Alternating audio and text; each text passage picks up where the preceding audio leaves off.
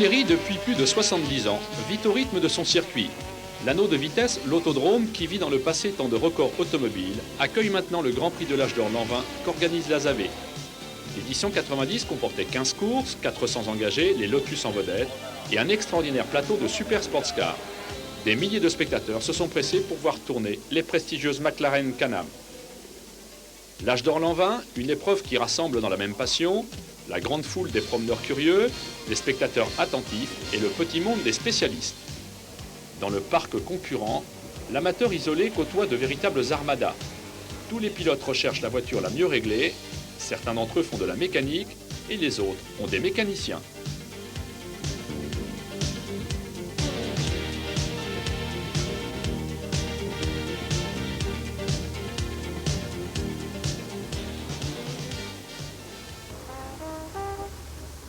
En piste pour la première des 15 courses, au volant de la Bentley numéro 3 de Peter Bradfield. Ce pilote anglais, comme de nombreux autres, a rejoint Monnery sur la voiture avec laquelle il court. L'épreuve est ouverte à tous les modèles d'avant-guerre, mais les Bentley sont les plus nombreuses.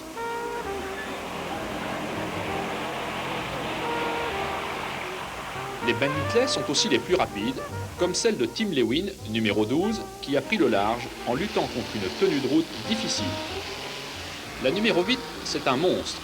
Construite en 1929 pour battre des records, la Bentley Napier possède un moteur d'avion de 24 litres.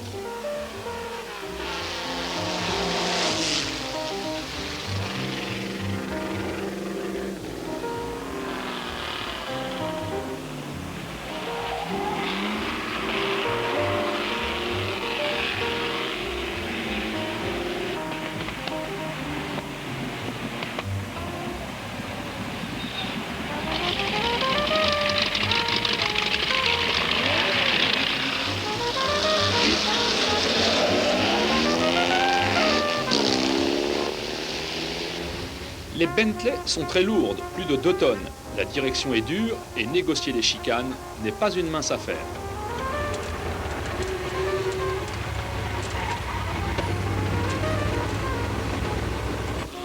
La Maserati numéro 4, très profilée, 8 cylindres en ligne dans un long capot, apparaît déjà comme beaucoup plus moderne. Superbe aussi cette Talbot dans le virage du Faille. Et victoire pour Tim Lewin, moyenne sur 10 tours, plus de 102 km/h. Ici, pas de voitures étrangères à la célèbre marque, rien que des Bentley et que des pilotes britanniques. L'Âge d'Or l'an 20, c'est l'occasion pour les fanatiques du club Bentley de courir entre eux, car en Angleterre, les épreuves réservées à un seul constructeur sont rares. Le culte Bentley, c'est parfois une affaire de famille, avec la femme et le mari, les 2 frères, ou le père et la fille, qui sont engagés ici dans la même course.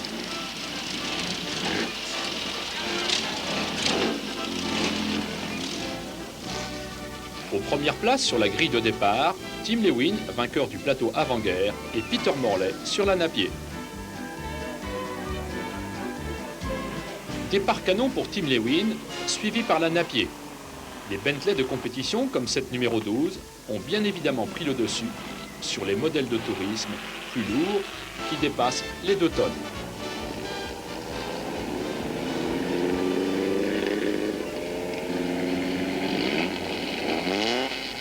Le leader Tim Lewin est talonné par une Bentley qui a sacrifié au modernisme. Mark Adam Stacey, le pilote de la numéro 6, n'a pas hésité à chausser sa Bentley de pneumatiques plus larges, beaucoup plus performants.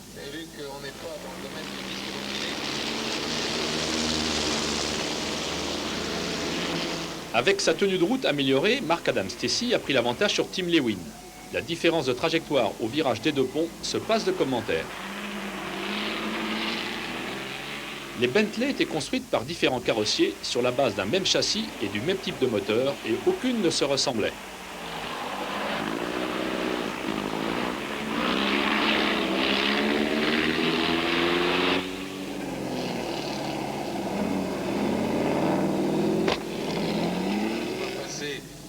Nouveau passage devant les stands de la Napier, déjà admiré lors de l'édition 89 de l'Âge d'Or l'an 20.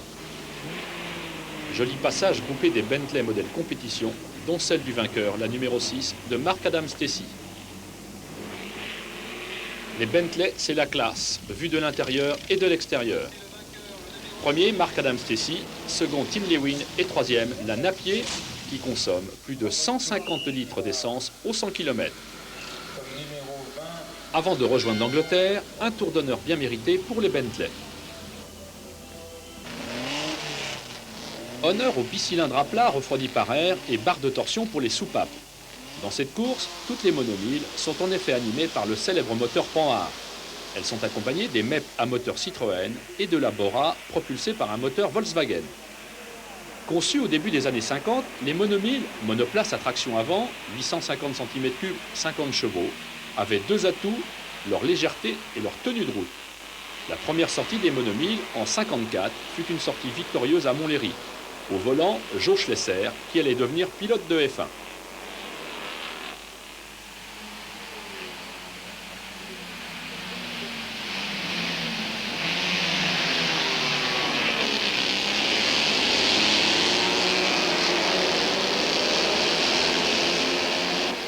Plus moderne, avec sa propulsion arrière, la MEP a pris le large, mais les monomilles s'accrochent.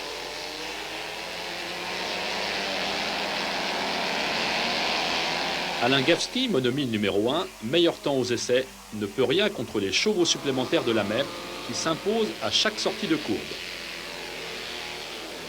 Mais un freinage mal dosé peut tout remettre en question, n'est-ce pas Gilles Chrétien? Claude Berton, monomille numéro 3, en profite pour passer en tête. Comme tous les pilotes de monomille, il se déhanche dans les virages dans un style très caractéristique. Gilles Chrétien a repris la piste au milieu d'une meute de monomilles et ne va pas tarder à reprendre la tête en doublant Claude Berton.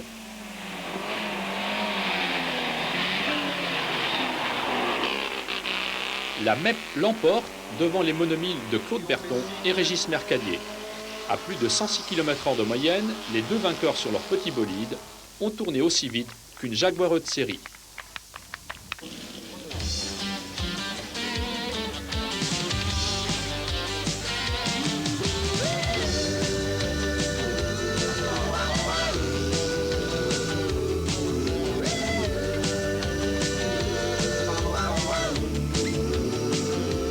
Meilleur temps aux essais de ce plateau GTP, la Lotus Seven, mais c'est la Diva de Juste Jacquin qui prend le meilleur départ. Dès le premier passage aux deux ponts, la bagarre fait rage entre la Diva numéro 7 de Juste Jacquin, la Lotus Elan numéro 5 d'Yves Boll et la Seven numéro 11 de François Bergès. Les trois voitures de tête passent dans l'ordre, Diva, Lotus Elan, Lotus Seven à la chicane nord, poursuivie par la magnifique Austin Elet 3 litres à carrosserie aluminium. De belles Porsche, la numéro 10, une 911 et la numéro 4, une 356, sont à l'attaque dans le virage de la ferme. Sur le capot de l'Austin Elet de Philippe Braquemont, la caméra va restituer tous les gestes du pilote.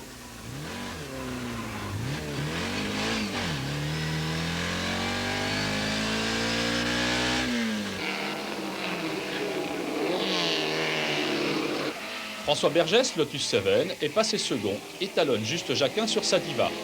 L'Austin Elet d'Éric Poiroux.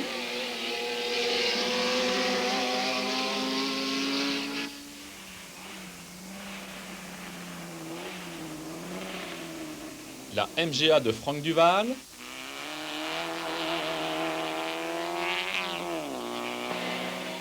Et la Porsche d'Éric Van de Viver font le spectacle.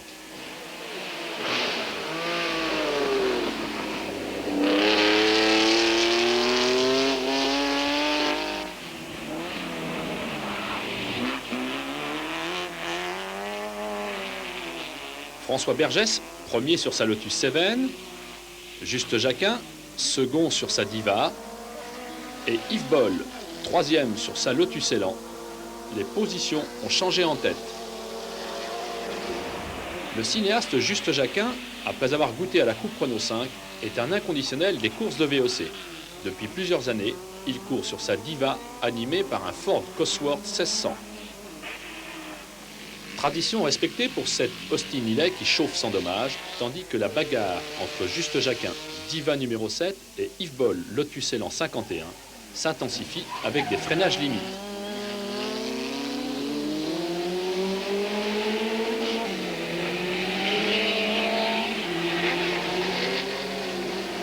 Ernst Jacquin a repris le dessus. Il termine second. Première, la Lotus Seven de François Bergès, très légère, 460 kg, et puissante, 170 chevaux.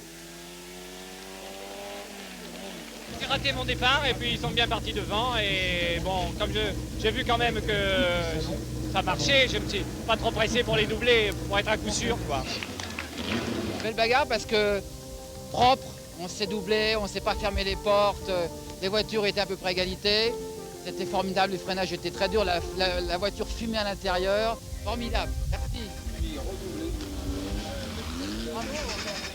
Avant les courses qui débutent le samedi après-midi, il y a les essais le vendredi et le samedi matin. Nous les effectuons en compagnie du champion de France 89 de VEC, Eric Van de Viver. Bon, bah alors là on est parti. Avec un petit peu de retard.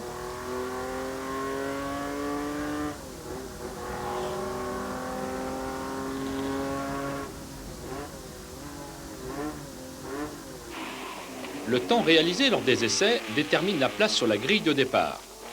Alors, pas question de lever le pied, il faut attaquer.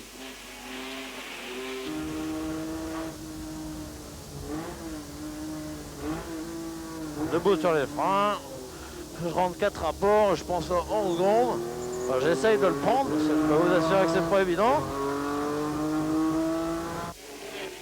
Sur les 3405 mètres du circuit de Montlhéry, les difficultés sont nombreuses, virages et chicanes, où la roue intérieure de la Porsche décolle complètement. Voilà, on rattaque la ligne droite descente.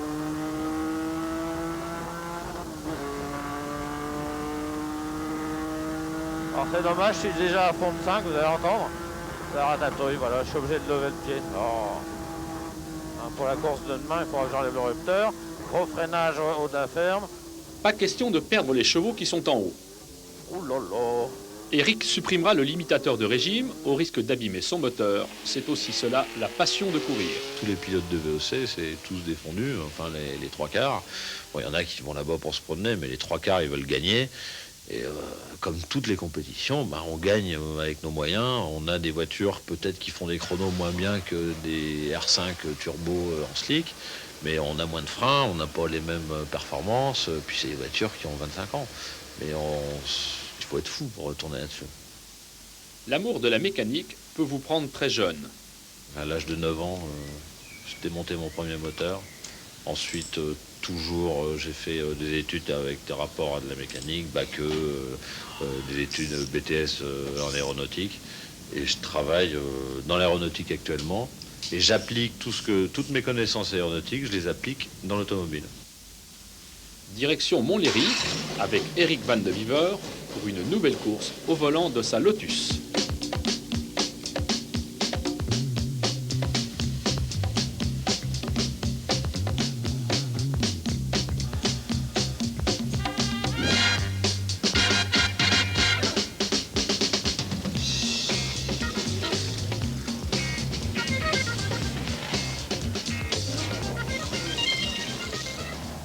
Première ligne pour la Jaguar E de Jacques Colibet et la Lotus Elan d'Eric Van de Viver.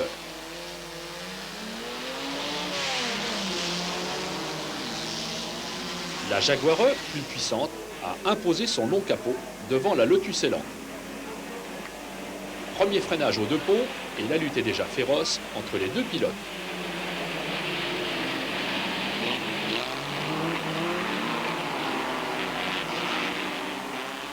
À gauche, Jacques Colibet, Jaguar E numéro 38, 1200 kg, 260 chevaux. À droite, Eric Van de Viver, Lotus Elan numéro 36, 700 kg, 140 chevaux. Ils sont deux pour une seule première place. Les poursuivants, Alpha ou Austin Healey, sont déjà très loin. On les souhaite de s'accrocher au marché carrière. La course met aux prises deux générations de voitures. Les GT de série d'avant 1965, Alpha 1600, Jaguar E, Lotus Elan, et des GT spéciales d'avant 1955, comme ces deux superbes Alpha 1900 cm3 et cette rarissime Pegaso.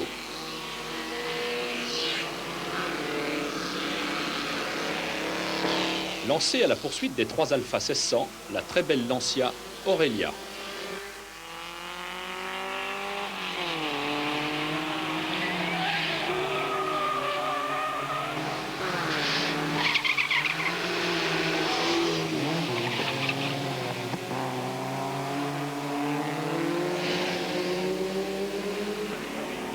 Toujours Jacques Colibet, jaguareux, devant Éric Van de Viver, Lotus Élan, dans un roue d'en roue qui sent la poudre.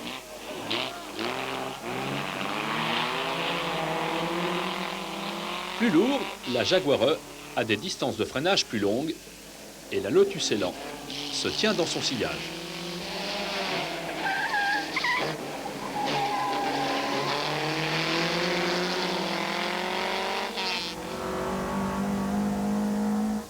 Caméra intérieure sur le tableau de bord d'Éric Van de Viver pour un petit cri de joie. Il vient de doubler la jaguareux.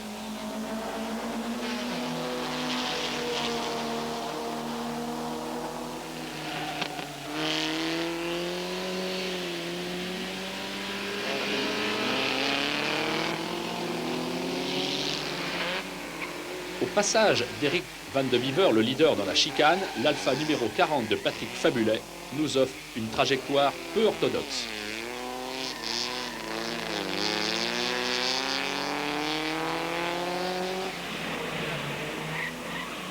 Freinage un peu fort, l'arrière décroche et le contre-braquage n'est pas suffisant. Arrivée victorieuse pour Éric Van de Viver à l'issue d'une farouche empoignade. Belle bagarre, là, vraiment, c'est au freinage que j'ai eu, en accélération il allait plus vite. Mais à force d'être derrière, et je l'ai passé à la chicane nord là-bas. Tu passes là-bas, là, tu l'as passé À la chicane nord. Je suis arrivé, boum. Ouais, à l'intérieur, plus tard, ouais, au freinage. Et comme ça, c'est le temps qu'il était devant moi, il me bouchait toute la route. Il m'a déjà fait le coup à Corenternois, tu te rappelles? Ah, là c'est bon.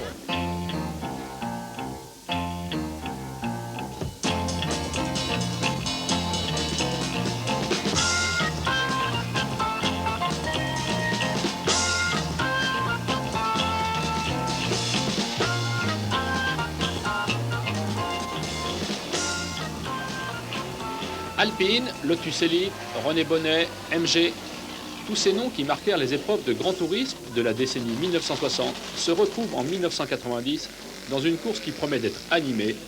Elle compte pour le championnat d'Europe.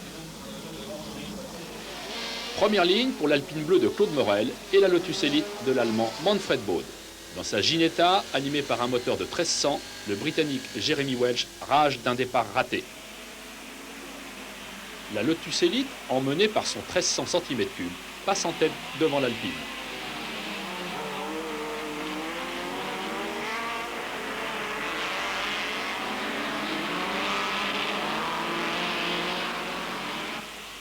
La Lotus Elite est une voiture extrêmement performante qui avait en son temps gagné l'indice de performance aux 24 heures du Mans. Entre l'Alpine et la Lotus, la lutte est serrée.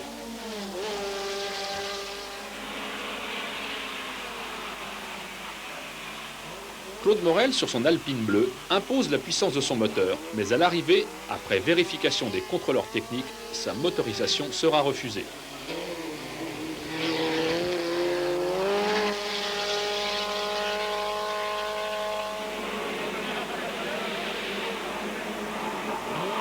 Freinage limite et trajectoire tendue, pas de cadeau entre les deux premiers.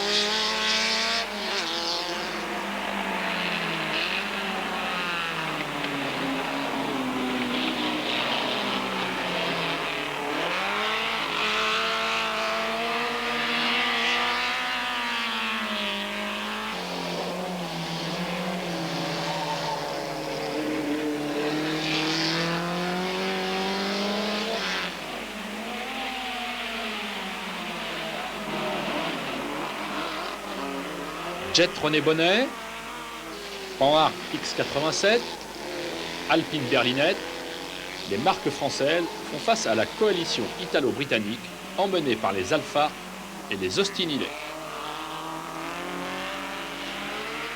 La numéro 18, c'est l'Austin Healey Frog Eyes, yeux de grenouille, une silhouette caractéristique, tout comme celle de la DB Le Mans.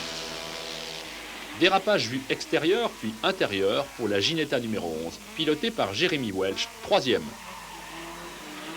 Vainqueur, la Lotus blanche de l'Allemand Manfred Bode, Claude Morel est déclassé.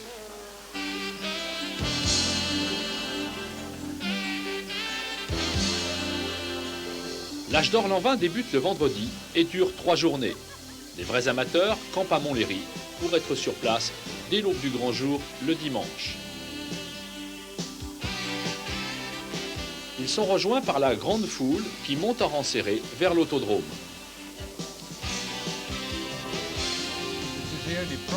J'ai quelques problèmes, je pense que c'est bon, mais je dois rentrer chez moi par la route après la course, déclare inquiet ce pilote anglais penché sous sa Bentley.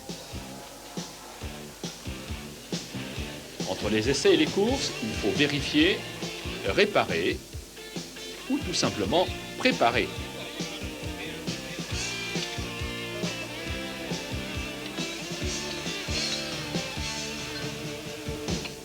En fonction du circuit, il faut choisir des rapports courts pour la boîte de vitesse adaptée à Montlhéry.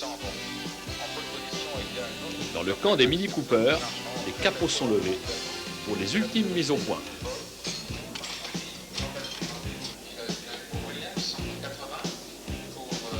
Sur les Super Sports Cars, il faut régler l'aileron arrière pour donner le meilleur appui au sol compte tenu des temps réalisés aux essais et des réactions perçues par le pilote.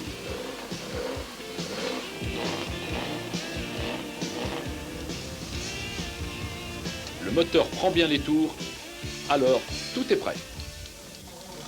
Au départ, 23 Lotus 7, on affiche complet pour une course où toutes les voitures sont semblables. Pole position pour Alain Nibard à gauche, à ses côtés Christian Bidel.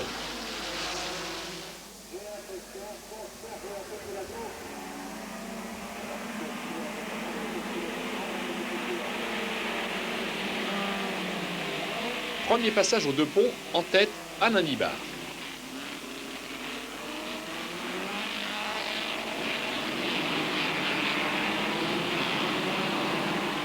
Premier, Christian Bidel, numéro 30, devant Alain Nibard, numéro 20, et troisième, la numéro 27 de Franco Renoni. La Lotus 7, présentée pour la première fois en 1957, fut à l'origine d'une des toutes premières formules de promotion, où pour un budget relativement limité, les concurrents disputaient une compétition par points sur plusieurs journées.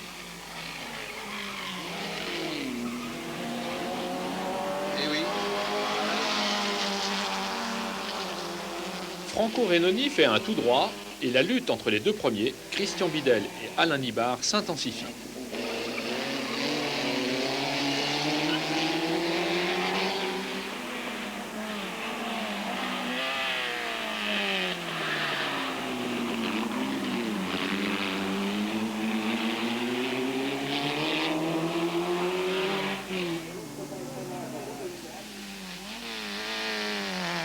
Troisième, le journaliste Michel Toulouse sur la numéro 32. Toutes les Lotus 7 ont les mêmes performances, 110 chevaux pour 460 kg. C'est donc la science des trajectoires qui fait la différence et les Lotus 7 ont servi à révéler de nombreux talents de pilotes lors des années 60.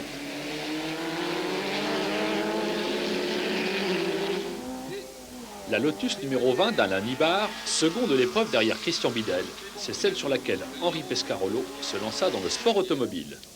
Ça fait des bons souvenirs parce que c'est sur cette marque-là que j'ai commencé. Mes premières courses étaient sur une Lotus 7. Et donc c'est les débuts de ma carrière automobile. Puis en plus, Lotus, Colin Chapman, c'est presque toute l'automobile de course anglaise. Après Jaguar en 88 et Maserati en 89, l'âge d'or 90 était consacré à Lotus. Honneur au génial Colin Chapman, voici le plateau vedette. Les plus rapides aux essais, 3 modèles 69 F2, confirment dès le départ leur supériorité.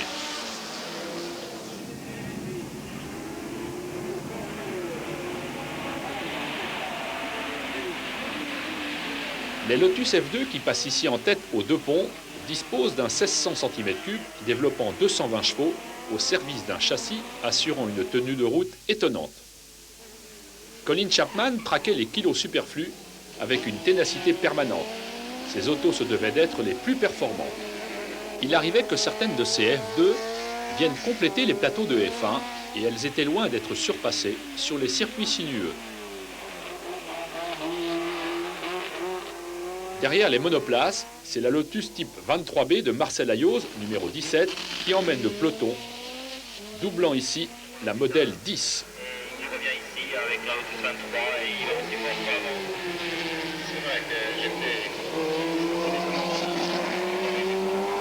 L'histoire et qui nous a amené cette très très belle.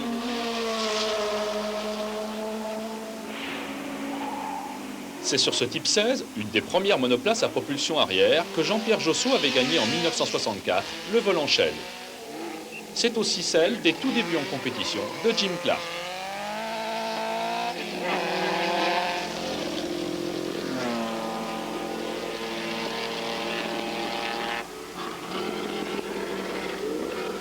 Modèle de l'affiche de l'édition 90 de l'Âge d'Or l'an 20, voici la superbe MK11, vainqueur en 1957 aux 24 heures du Mans, en 750 et 1100 cm3 et seconde à l'indice de performance. La superbe Type 10, qui nous offre un joli dérapage, incarne parfaitement l'esprit des voitures de sport des années 50. On pouvait prendre la route avec, ou préparer le moteur, et gagner en compétition.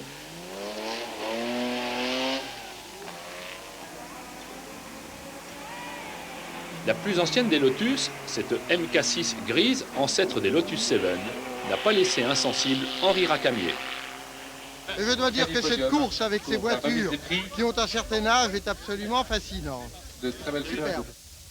C'est un plaisir pour le PDG de l'an 20 de remettre la coupe au vainqueur, le Suisse Freddy Kumschik, avant de rejoindre le village pour une visite d'honneur.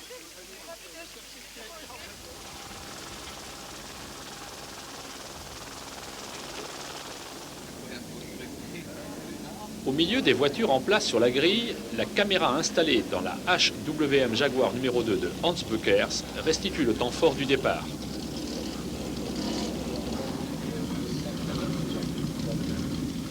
Une boîte un peu récalcitrante et c'est un départ moyen. Un seul point commun à ce plateau, les voitures sont d'avant 1961. Entre cette HWM Jaguar, plus d'une tonne, 3800 cm3, et les petites monoplaces qui sont doublées ici, 400 kg, 500 cm3, il n'y a pas de comparaison possible. Comme l'épreuve compte pour le championnat d'Europe des VEC dans les différentes catégories, la lutte va être chaude. Premier tête à queue pour l'Elva MK2 numéro 18 au virage des deux ponts et peloton encore serré.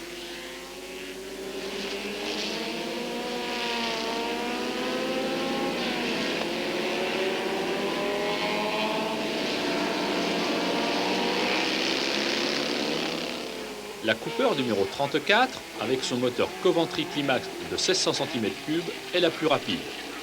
En 1958, c'était la F1 de l'époque, et avec ses 170 chevaux, elle avait franchi la barrière des 100 chevaux au litre.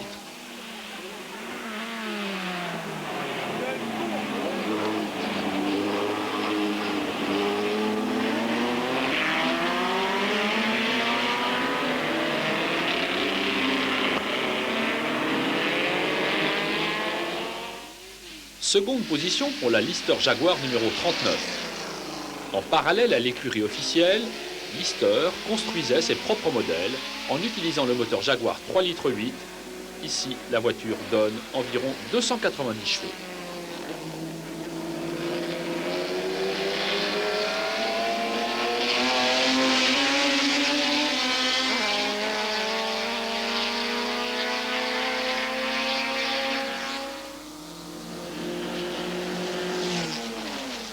Coup d'œil furtif pour une autre Lister Jaguar, la numéro 15.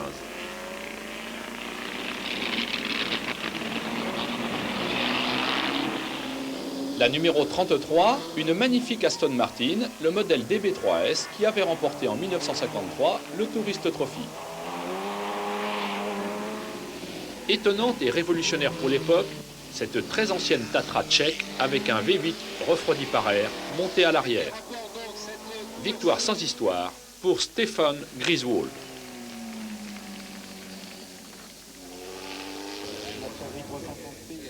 Meilleur temps, une monoplace Lotus, mais ce sont deux Ferrari, la P2 de David Piper et la 330P de Corrado Cupellini, qui sont l'attraction du plateau mono proto d'après 1960.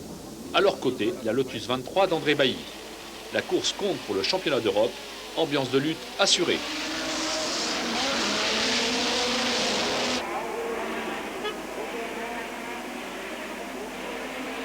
André Bailly sur la Lotus 23 blanche est à l'attaque dès le virage des 2 ponts. Malchanceux à Montlhéry, il connaîtra des ennuis et abandonnera.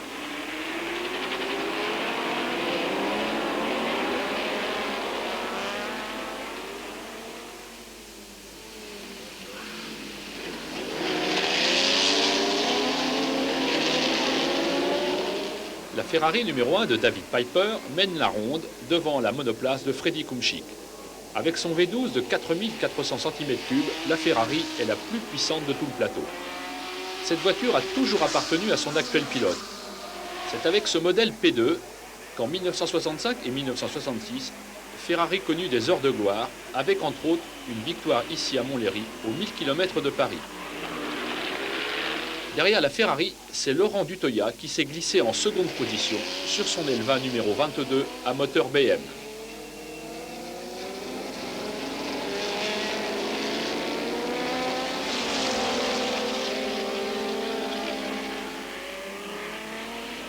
Une meute de Lotus 23B, qui avait déjà couru dans le plateau Lotus, s'explique dans le virage des 2 ponts, de la ferme et du faille, avec un joli tête à queue pour la numéro 18 de Stéphane Kupka. Encore une Lotus, la numéro 8, type 11, et une Seven.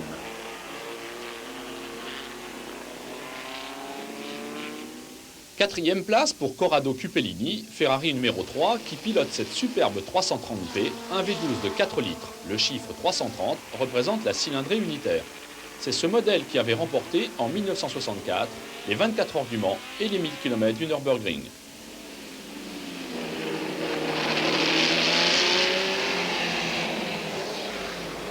Passage roue dans roue à la chicane nord des 3 premiers, la Ferrari de David Piper, l'Elva de Laurent Dutoya et la Lotus de Freddy Kumschik.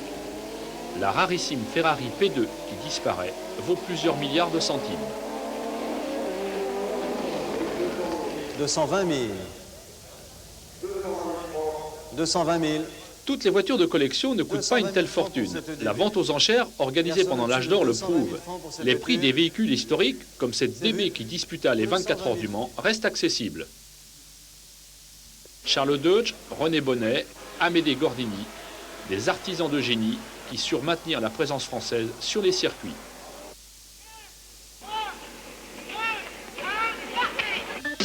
« 1968, Matra se lance dans les courses d'endurance avec une seule voiture engagée.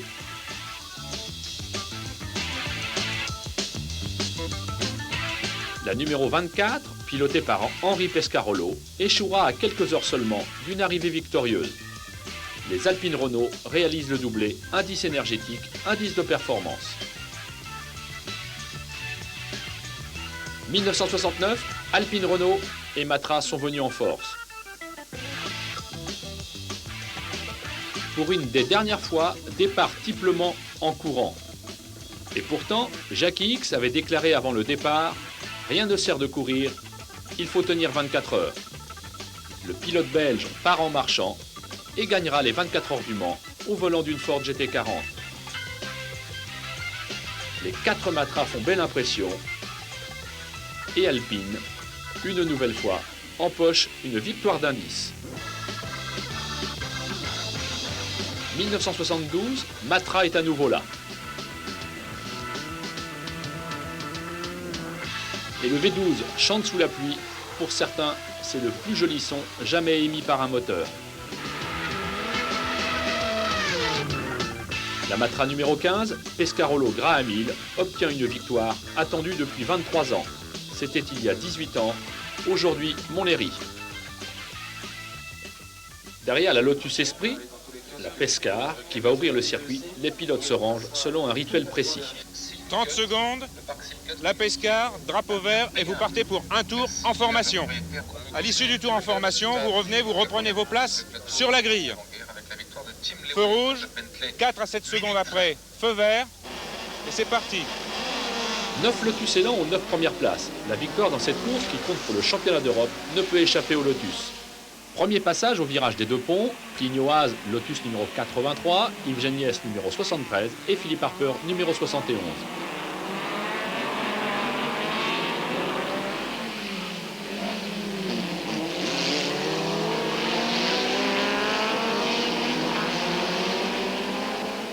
Plinio Haas, Philippe Harper, Yves Géniès passent dans l'ordre à la chicane nord. La Lotus Elan, avec sa coque en polyester, moteur 1600 cm3 double arbre, faisait merveille en circuit. Elle est d'un rapport poids-puissance très favorable.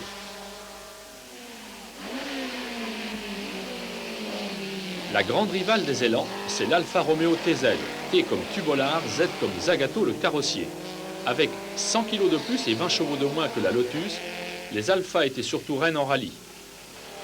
10e et meilleur temps des non-Lotus, Jean-Louis Laborde, numéro 77.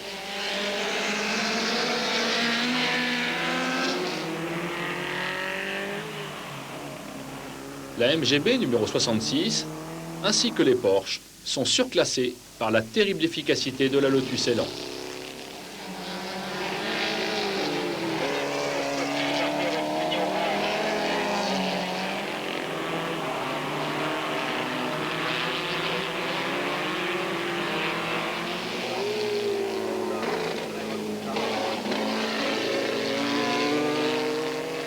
La très rare Oscar numéro 9, une voiture conçue par les frères Maserati, une belle tenue de route, mais pas assez de chevaux.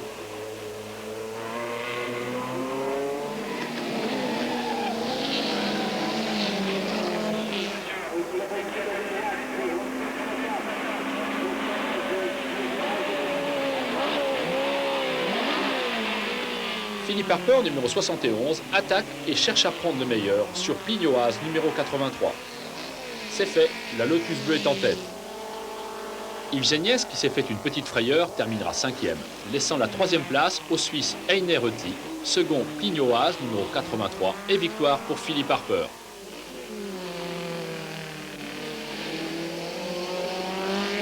« 9 Lotus Elan aux 9 premières places, c'est un triomphe.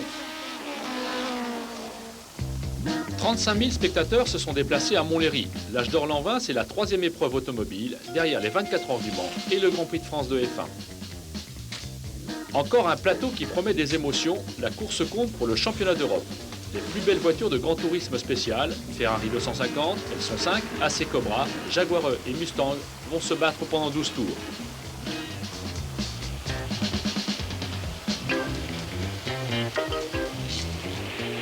Aux deux ponts, l'AC Cobra en tête, puis la Chevrolet Corvette, la Jaguar E et les Ferrari 250 GT, dont la caisse salut d'André Bailly.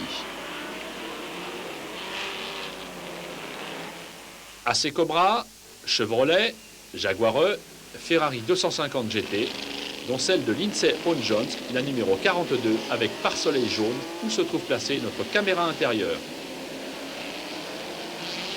Au volant de cette 250 GT, moteur V12 de 3 litres, puissance 300 chevaux, Lindsay Jones, manager d'une grande multinationale et passionné par les courses de VEC. Juste devant la Ferrari, la superbe Jaguar Lightweight de Richard Gletton, un modèle compétition client, dont le moteur de 3 litres 8 développe 310 chevaux. Ce n'est pas assez et la Ferrari berlinette Tour de France, autre nom de la 250 GT, double la Jaguar. Course en tête pour la superbe AC Cobra de Bernard Perruche. L'an dernier, elle l'avait emportée à peine sortie de l'atelier. Ici, elle est rutilante. Un moteur V8 Ford de 4 litres 7 pour un tout petit peu plus de 1000 kg, l'AC Cobra est un véritable monstre. Deuxième, Arthur Haas, Chevrolet Corvette, une voiture plus lourde, 1300 kg et qui possède un 5 litres 7.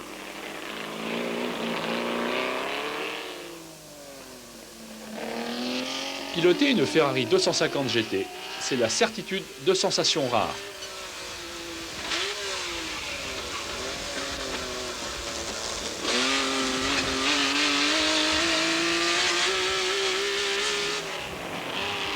Les Ford Mustang sont lourdes.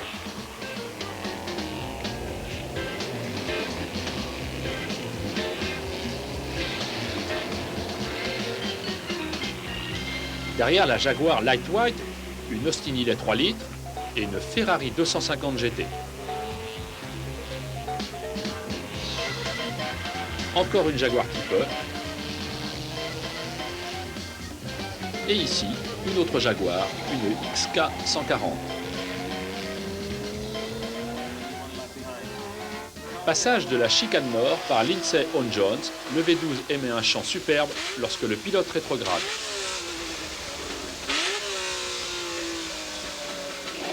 Troisième, la Ferrari de Lindsey Jones, second Arthur Haas sur Chevrolet Corvette et victoire pour l'AC Cobra de Bernard Perruche. L'Âge d'Or l'an 20, c'est une occasion idéale pour les collectionneurs et les amateurs. Une exposition par les différents clubs de marques automobiles rassemble des centaines et des centaines de voitures anciennes. Des dizaines de stands proposent les pièces détachées, il suffit de choisir.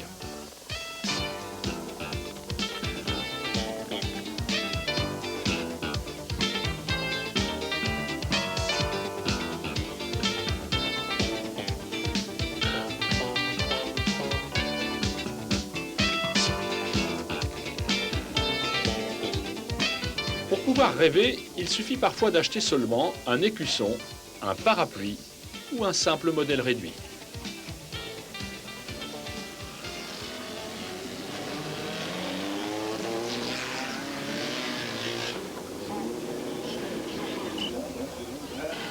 Un petit tour de clé et le départ est donné à la course des voitures de tourisme, celle où des budgets d'un peu plus de 100 000 francs permettent de goûter aux joies de la compétition automobile.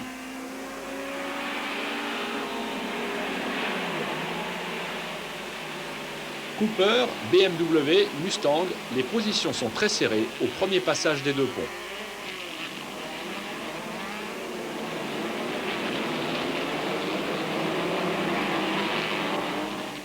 Les Austin Cooper, un 1300 cm3 pour environ 600 kg, sont agiles. L'énorme Mustang rouge, un 4,7 litres pour plus de 1300 kg, va imposer sa puissance et double Omar Benakila au volant de son Austin.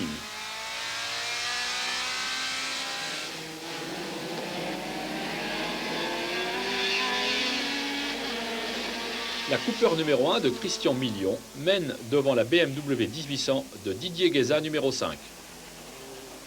La BMW est passée en tête, suivie de la Cooper. Le chassé-croisé pour la première place ne fait que commencer. La sinuosité du circuit qui sollicite énormément les freins des voitures les plus lourdes, BMW, Mustang ou Alfa, ne laisse guère de doute. Montlhéry favorise les voitures plus légères, même moins rapides, comme les Cooper.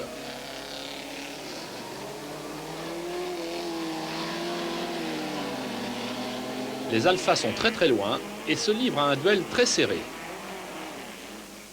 Une Italienne assez rare sur les circuits, c'est Lancia Flavia, qui court pour le plaisir de son pilote. La seule qui puisse jouer les troubles fêtes, c'est la Cortina Lotus d'Alain Berson, numéro 54, avec son 1600 double arbre à cam en tête. Mauvais signe, cette fumée qui s'échappe de la Cortina Lotus de Claude Morel. Décidément très malchanceux, c'est fini pour lui.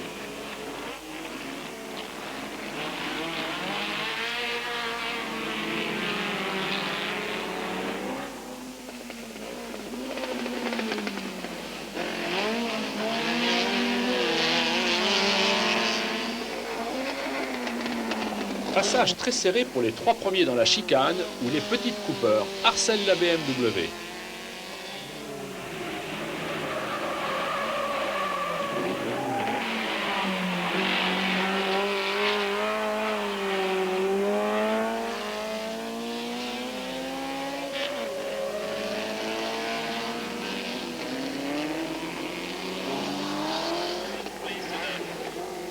Avantage à la Cooper numéro 1 qui a passé la BMW, double l'Alpha et l'emporte devant l'autre Cooper, troisième la BMW. Christian Million donc qui termine cette course en tête.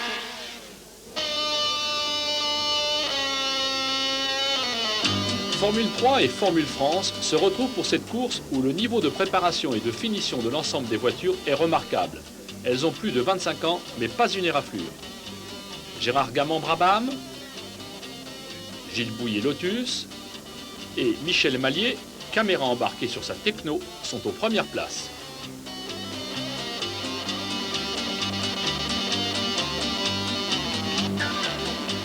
Les châssis de toutes ces F3 sont différents, mais toutes sont animées par un Cosworth de 997 cm3 qui développe, selon les préparateurs, entre 105 et 108 chevaux. Régime maxi, 10 600 tours minute, un bourdonnement aigu remplit Montlhéry. Derrière, ce sont les Formule France, châssis moins performant, pneus plus étroits et moteur R8 Gordini de 1296 cm3.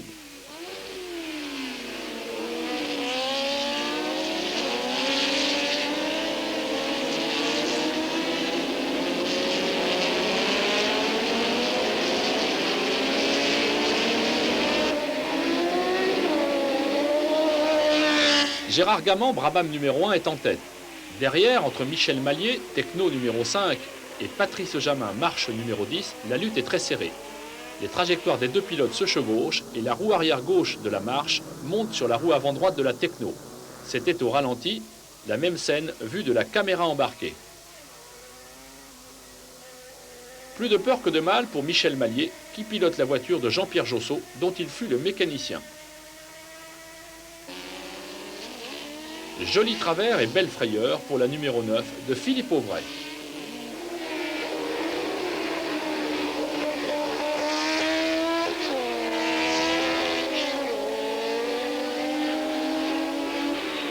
Gérard Gaman, numéro 1, est en tête, devant Gilles Bouillet, numéro 4, et Michel Mallier, numéro 5, toujours au coude à coude avec Patrice Jamin, numéro 10.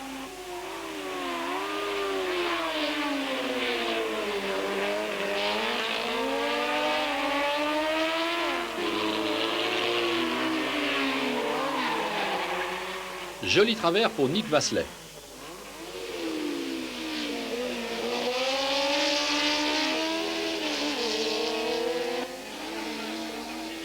Gilles Bouillet sur la Lotus numéro 4 est finalement passé en tête.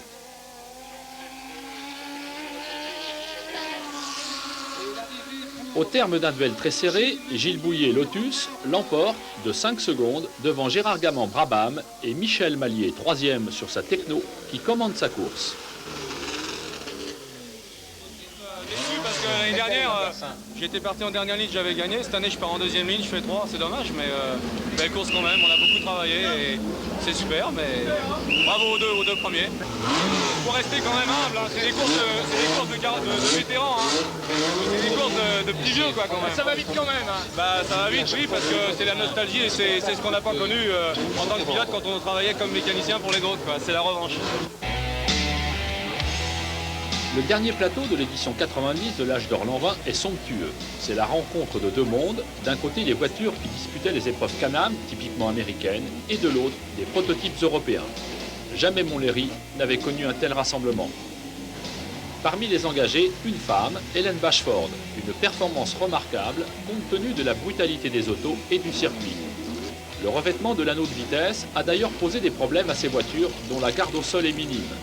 Le Belge Jean Blaton, 10e temps aux essais, en a été victime. Il ne prend pas part à la course. 14 000 chevaux sur la piste. 3 McLaren Can-Am aux 3 premières places devant une Lola Can-Am.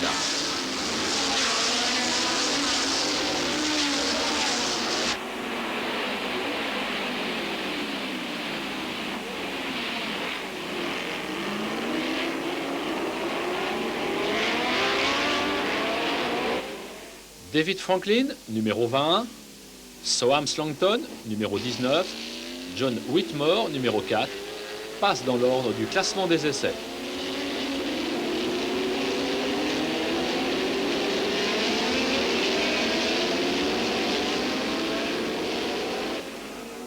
En tête, la McLaren numéro 20, avec son moteur de 5,7 litres, carter sec et une puissance de 600 chevaux.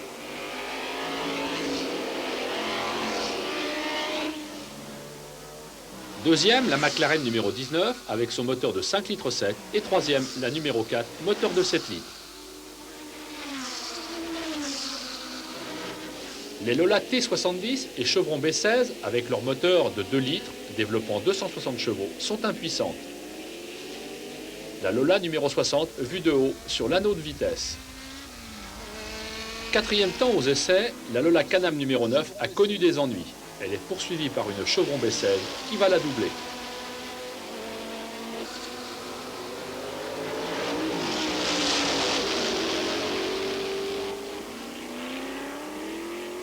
Second, la McLaren numéro 19 de Soham Slangton, 600 chevaux sous le capot. Troisième, encore une McLaren, la numéro 4 de John Whitmore, le moteur le plus puissant de tous les engagés. Premier, toujours une McLaren, la numéro 20 de David Franklin, qui emporte toutes les courses auxquelles il participe. Derrière ce trio, la Chevron B16 numéro 51, les Lola numéro 26 ou 32, comme la Martin numéro 50, tourne sur l'anneau sans espoir de victoire. Passage du 4e, la magnifique Chevron B16 numéro 45, entièrement restaurée après avoir été détruite par un incendie au Castellet il y a quelques années. Elle se classe première de sa catégorie prototype de lit.